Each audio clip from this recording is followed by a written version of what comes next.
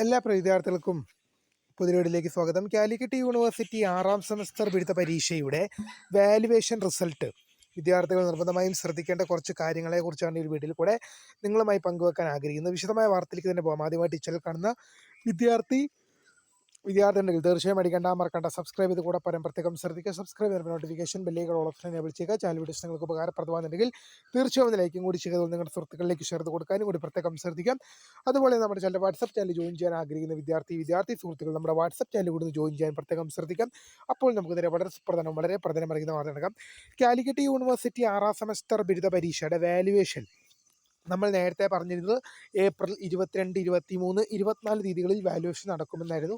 ഇപ്പോൾ അതിൻ്റെ rescheduled date വന്നിട്ടുണ്ട്. ഏപ്രിൽ 27 മുതലായിരിക്കും നിങ്ങളുടെ വാല്യുവേഷൻ ക്യാമ്പ് ആരംഭിക്കുക എന്നുള്ള വിവരം റീഷെഡ്യൂൾ ഡേറ്റ് അതുകൊണ്ട് തന്നെയാണ് നമ്മളിപ്പോൾ ഒരു പുതിയൊരു വീഡിയോ ആഡ് ചെയ്തത്. നേരത്തെ ഇട്ട വീഡിയോകളിൽ വാല്യുവേഷനുമായിട്ട് ബന്ധപ്പെട്ട് പറഞ്ഞ ഡേറ്റ് 22, 23 തീയതികളായിരുന്നു.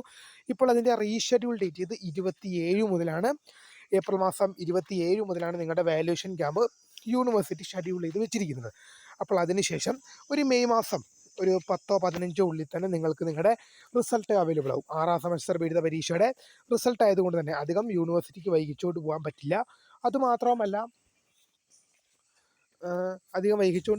അതുമാത്രമല്ല ഇത് കഴിഞ്ഞിട്ട് ഡിഗ്രി എന്ന പ്രോഗ്രാം കംപ്ലീറ്റ് ചെയ്ത് ഫർദർ സ്റ്റഡീസിനും ജോലിക്കും മറ്റ് ആവശ്യങ്ങൾക്കൊക്കെ പോകേണ്ട വിദ്യാർത്ഥികളായതുകൊണ്ട് നിങ്ങളുടെ റിസൾട്ട് വരേണ്ടത് അനിവാര്യമാണ്. നിങ്ങളുടെ സർട്ടിഫിക്കറ്റ് വിതരണം പൂർത്തിയാക്കേണ്ടതുണ്ട്.